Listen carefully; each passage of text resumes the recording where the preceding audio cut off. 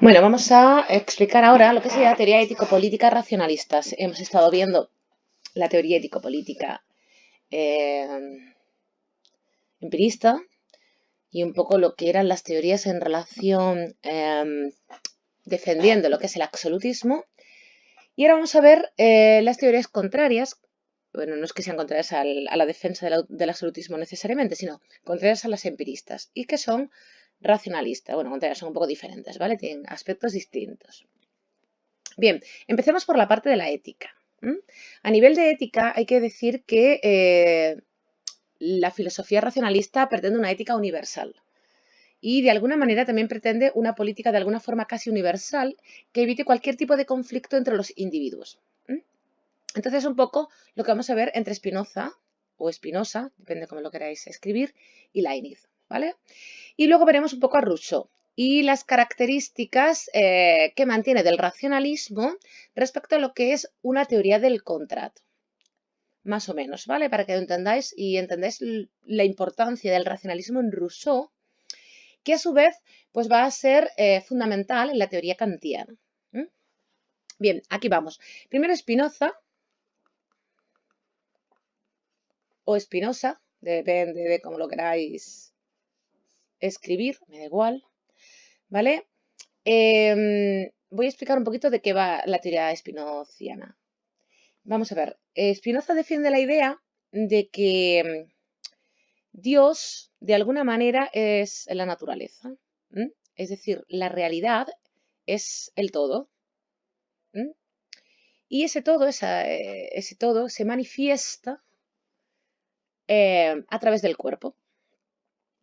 Digamos que un atributo de Dios, de la sustancia verdadera, es el cuerpo.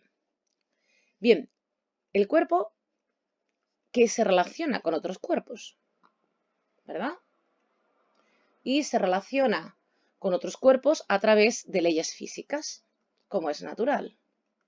Y una de las leyes físicas que nos puede interesar es la de la acción y reacción. Que ya sabéis que ese principio de acción y reacción se basa en que si yo empujo la pared, de alguna manera la pared me empuja a mí. Por esa razón, pues no se hunde la pared, ¿no? Sino que se mantiene. ¿Vale?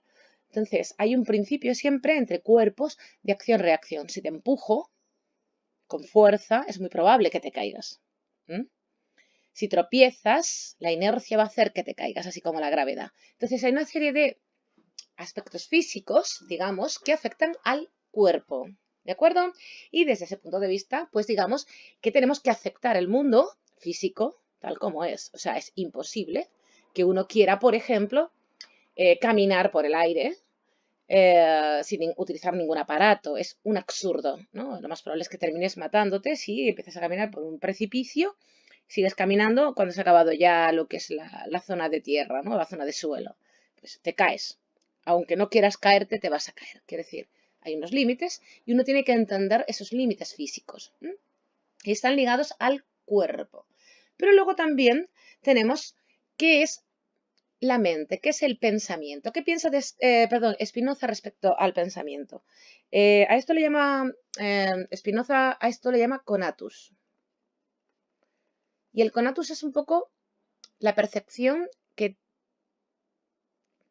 tenemos de nosotros mismos, ¿vale? Que tenemos de nuestro cuerpo, ¿vale? Esa percepción, eso que pensamos que somos, ¿no? Digamos que eso sería un poco la teoría spinoziana, ¿no? Tenemos esos dos aspectos. Es importante conocer esto, es importante conocer que existen unas leyes, etcétera, porque si no, no vamos a entender muy bien la ética de Spinoza.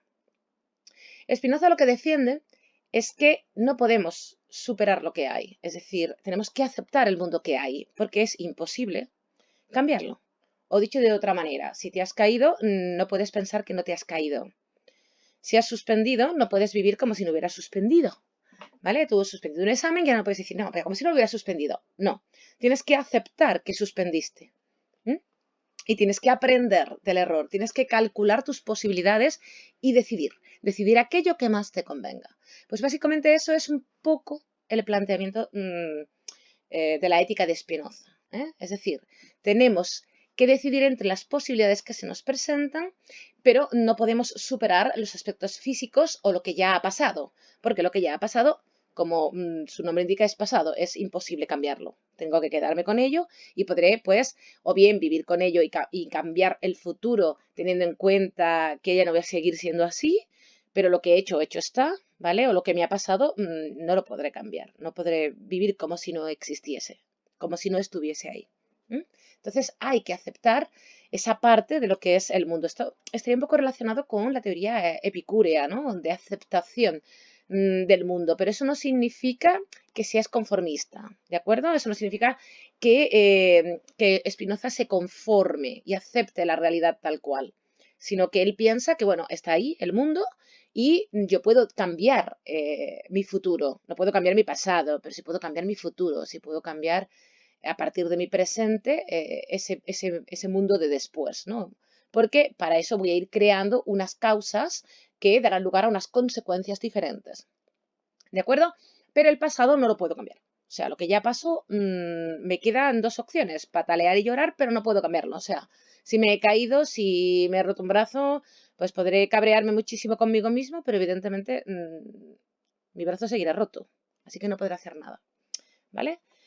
Bien, es curioso que Spinoza defienda la libertad de expresión, es decir, defiende que cada cual podrá decir lo que quiere. Y la razón es la siguiente. Frente a un hecho físico, que es, por ejemplo, un choque de cuerpos, ¿no? Yo no puedo hacer nada. Si contraigo una enfermedad, yo no puedo hacer nada. O sea, no puedo decir, ay, es que ojalá no lo hubiera contraído. No, ya la he contraído. Ahora lo que tendré que buscar es mis opciones para mejorar mi calidad de vida o por lo menos para vivir el más tiempo posible, en fin, lo que sea, ¿vale? Y tendré que tomar unas decisiones y tendré que estudiar mis posibilidades y escoger. Eso es ética, ¿vale? Conocer, estudiar, conocer las posibilidades, conocer aquello en lo que me encuentro. Esto es fundamental en toda la ética racionalista, el conocimiento, ¿vale? Conocer mis posibilidades, calcular cuál es más ventajosa para mí y actuar. ¿De acuerdo? Es un poco el planteamiento espinocista o espinociano. Y respecto a lo que sería un hecho físico, que no puedo cambiar, como digo. O sea, sí, no sé, he cogido un catarro, pues tendré que vivir con ese catarro y curarlo, ¿vale? No podré quejarme, hay que ver qué mala suerte, que estoy acatarrada y llorar y ya está. Si no hago nada, seguiré acatarrada. No tiene ningún sentido perder el tiempo quejándose de lo que pudo haber sido y no fue, ¿vale? Eso por ahí. Pero aparte de esto, también tenemos otro aspecto, que es cuando se trata de una expresión. Alguien nos dice algo, ¿vale? De lo que sería hablar, ¿no? O escribir, o leer. Es lo que tiene que ver, evidentemente, con la libertad de expresión. Y aquí Spinoza dice que no tenemos por qué actuar de una única manera frente a aquello que escuchamos. Es decir, yo puedo escuchar un insulto y puedo actuar de muchas formas. Mi reacción puede ser simplemente marcharme. Si estoy enfadada porque pues me han insultado, por ejemplo, mi reacción puede ser insultar a la otra persona a su vez. O mi reacción puede ser agredir a la otra persona físicamente. Son tres reacciones diferentes, es decir, no hay una reacción unívoca, como cuando me empujan con fuerza y me caigo. Aquí puedo reaccionar de muchas maneras. Y él piensa que es más importante cómo actúa el que recibe, o sea, el receptor que realmente el emisor. Es decir, digamos que es más culpable, ¿no? Quien reacciona realmente que quien pues dice, ¿no? Dice algo, ¿no? O expresa una idea. Porque, ya digo, se puede reaccionar de muchas formas, no de una forma unívoca o concreta, ¿vale? Y, por otro lado, otra cosa que también va a defender Spinoza es que mi derecho personal, y esto es a nivel más político, se va a ampliar si hay más gente que tenga ese derecho también o que tenga derecho y lo comparta conmigo, ¿no? Es decir, mientras más gente tenga unos derechos, forme parte de esa sociedad con unas normas, se amplía mi propio derecho, ¿de acuerdo? Es decir, mis capacidades civiles o mis posibilidades a nivel de derecho civil, político, etcétera, son mayores cuando hay más gente que se ve beneficiada, ¿no?, de ese tipo de sociedad. Esto está bastante cercano a una cierta voluntad popular, ¿vale? O por lo menos está más cerca de un concepto más democrático, y es contrario a lo que sería el absolutismo. Ya os dije que la mayor parte de los autores y de la filosofía parecía en un principio que podía estar a favor del absolutismo, pero que no era así, ¿vale? Es decir, el poder absoluto tiene un defecto y es que el derecho afecta a muy poca gente. Entonces realmente se reduce, ¿no? Se reduce incluso el derecho de los que lo poseen, ¿no? Mientras más gente lo posea, más derecho, más posibilidad tengo yo de ser más libre, ¿vale? De ejercer mis posibilidades. Eso es muy interesante también. Y creo que poco más podemos decir de Spinoza, ¿vale? Por otro lado, si nos vamos, por ejemplo, a Leibniz, esto aquí lo he puesto, no sé por qué, vamos a quitarlo.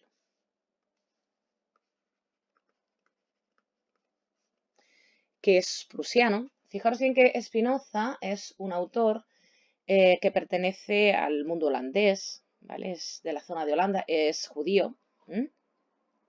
Pero por otro lado, tenemos a lo que sería a Leibniz, ¿vale? Leibniz es prusiano. Y bueno, descubrió también el sistema infinitesimal, al igual que Newton. Tuvo bastantes problemas porque se le tachó de haber intentado plagiar a Newton, ¿vale? Y bueno, lo más interesante que podemos decir de Leibniz es sobre todo a nivel político. La teoría leibniziana, ya os comenté algo cuando estuvimos viendo Descartes, si no recuerdo mal, o en la Edad Media, no me acuerdo dónde lo expliqué, la verdad que os voy a engañar. Pero bueno, que ya lo expliqué antes, ¿vale? La teoría leibniziana intenta explicar el mal en el mundo, ¿vale? El aspecto, digamos, fundamental de la teoría de Leibniz es este mundo que es imperfecto, en el que existe el dolor. ¿Cómo lo ha podido crear un ser perfecto llamado Dios? ¿No? Dios es perfecto, tendrá que crear un mundo perfecto. No obstante, como bien sabéis, esto no es verdad. El mundo no es perfecto. ¿Verdad? El mundo es imperfecto, porque en el mundo existe el mal. Bien, la respuesta de Leibniz, ya os la comenté, es que nos encontrábamos ante el mejor de los mundos posibles, ¿verdad? Es decir, de todas las posibilidades de creación por parte de Dios, esta es, digamos, la mejor de las posibilidades, ¿vale? Entonces, así es como intenta sortear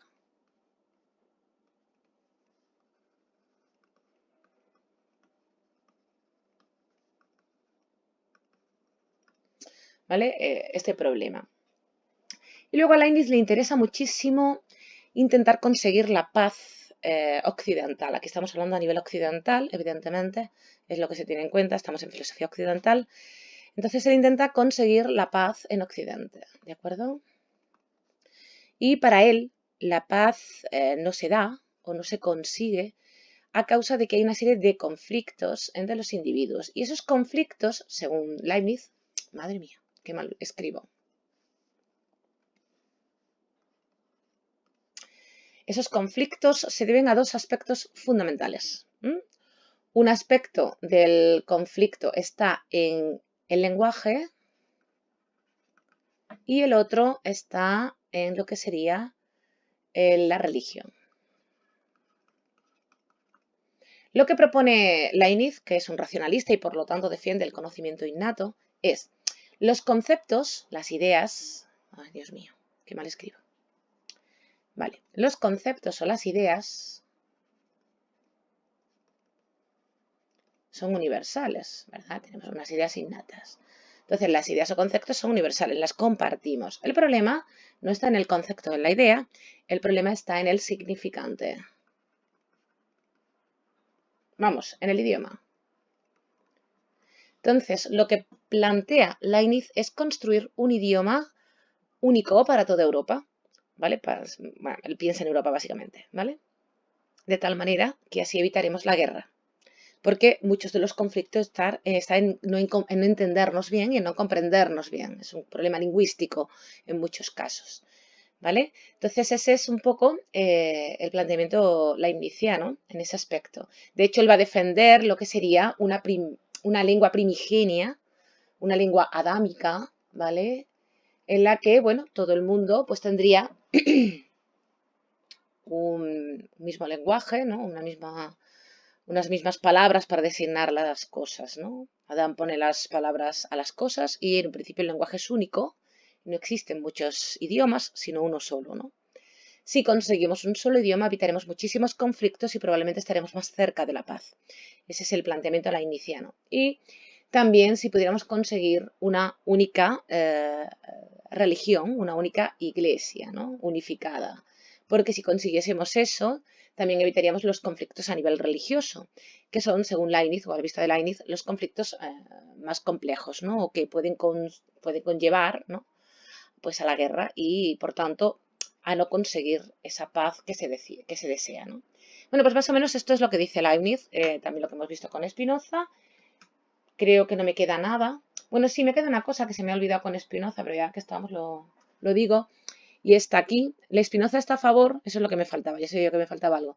Spinoza está a favor del castigo, ¿vale? O sea, de la imposición del Estado sobre el individuo para conseguir que el individuo se comporte como debe. Es decir, lo ideal es que el individuo, de alguna manera, interiorice las normas estatales. Eso sería lo ideal, ¿eh? Lo ideal sería una interiorización de las normas. Un conocimiento, vamos, educación, como el que dice, ¿no? Esto estaría ligado a la educación, hoy por Dios.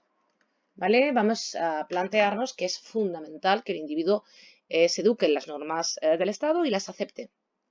Pero en caso de que esto no sea posible, lo único que nos queda como instrumento es el castigo, tanto a nivel ético, para imponer, para enseñar, ¿no? Digamos, cuáles son los elementos básicos, como a nivel político, ¿eh? Entonces él está a favor del castigo. A ser posible que no sea necesario, ¿de acuerdo? Pero si no queda más remedio, pues acepta el castigo, ¿no? Como parte de la imposición o de que exista, ¿no? Este tipo de ética o de bien y de que se pueda dar pues un estado más o menos tranquilo sin que tengan que existir luchas internas. Pues bueno, hasta aquí básicamente serían dos autores, me queda Rousseau, pero ya lo dejamos para el próximo día.